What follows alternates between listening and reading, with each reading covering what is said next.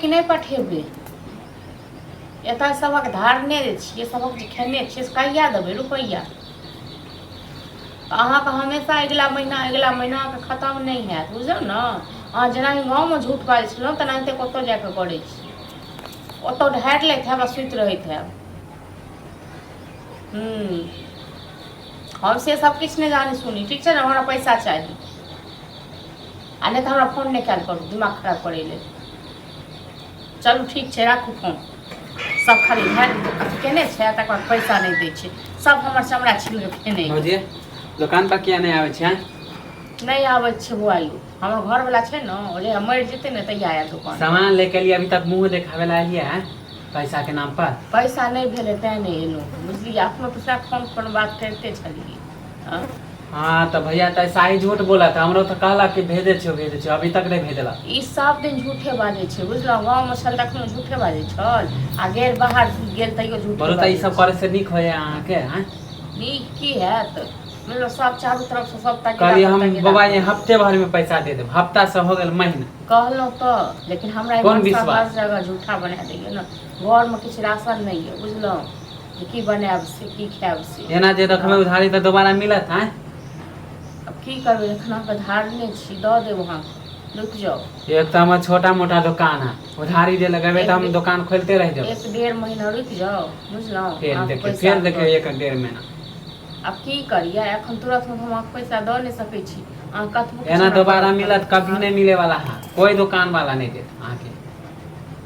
हमर अखन दिन खराब छै बुझलो तै दुआरे अहाँ सब जे कहै कि से कहू विश्वास जे बना के रखबे त लेकिन एक बात कहू हमहू इहे गांव में रहबे एत से भाग नहीं जेबै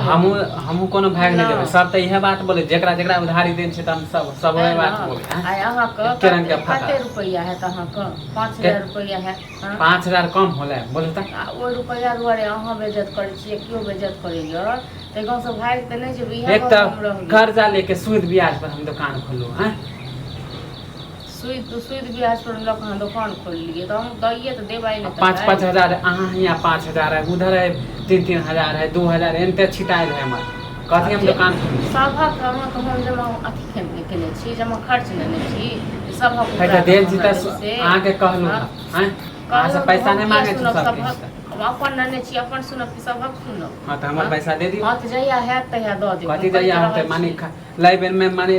कोई नहीं जाने दाइबेन में सब जाने हैं पैसा ठीक छै जहिया है तहिया हम अपने अहाँ के बेगर कहल कुछ नहीं जाने छी 10 दिन के अंदर में हमर पैसा दियो 10 दिन के अंदर हम चोरी करी गहन सामान हमरा लावे क्या सामान आने के या तो 10 दिन के लिए हम चोरी करीगा से कहू कटोरा लोग भीख मांगूंगा हां चोरी करीगा कुछ करबे से हमरा मतलब हमर सामान ले लिए ना तो हमर पैसा दियो द देब अहाँ के पैसा अहाँ के पैसा लग भाग नहीं जेबे त सब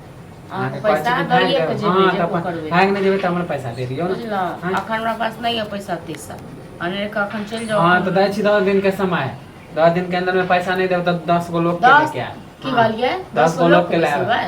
तो हम ल ले पैसा गिन के द देब कथी तब एना त नहीं देबे त अहाँ जे कहै छी 10 गो लोग के पैसा त एगो बात कहू एक टोल में रह के अहाँ के 10 दिन के लेल अहाँ के पैसा के एना अहाँ पैसा नहीं दे वाला छै खाली आई काल हम की द रहल छी 10 गो लोग अहाँ के पैसा दिया देत हां आई काल एहन मुंह ठोर रहत न त दुकान चलबो नहीं करत दुकान में भावंसो नहीं हैत बुझलो हां ज्यादा अथी कर सरापन नहीं करू ना करब नहीं तो सरापन नहीं अपन मुंह से कहलिए या 10 गो लोग के पैसा पैसा लिया 10 गो पैसा नहीं देबे त कहबे न करब पैसा लिया हम पैसा द दे पैसा लिया हां तो दैये पर देखियो केना 10 गो लोग काटे पावर हां तो देखियो हां देखियो ना हां 10 गो लोग का पैसा